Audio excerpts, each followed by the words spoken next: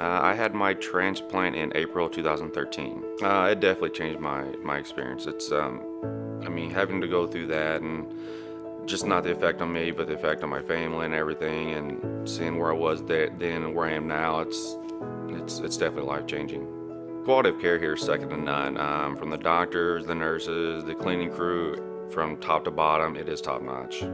I had my bone marrow transplant in April 2013. Once I got the diagnosis, it was I went to the doctor because I'm an avid runner, and I got to a point where I would go a quarter of a mile to have to stop to catch my breath, which is not me. So finally went to the doctor, and it was diagnosed as aplastic anemia.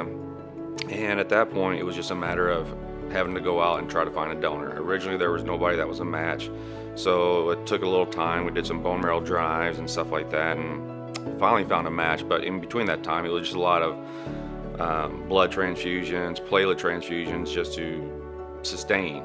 And then once I got the match, we set a date to go to the hospital, and then it was a week worth of chemo, and then a couple days later we did the transplant. I go to Dr. Essel mainly, but I mean, you got Dr. Islas, Dr. Faber, Dr. Bruin. Every single one of those guys are top notch. So if you don't see one, you're still in good hands because you have so many other good doctors there. August of last summer, Delete Blood Cancer and Jewish Hospital and OHC all collaborated to locate the donor, because in Germany you got to wait 2 years to meet the donor. So they got everything set up, flew the donor here to Cincinnati. We met him here at Jewish Hospital. A lot of the news media covered that and everything. And on top of that, I'm employed by the Cincinnati Reds, so we got it set up to where my donor, Ian Wagner, was able to throw out a first pitch.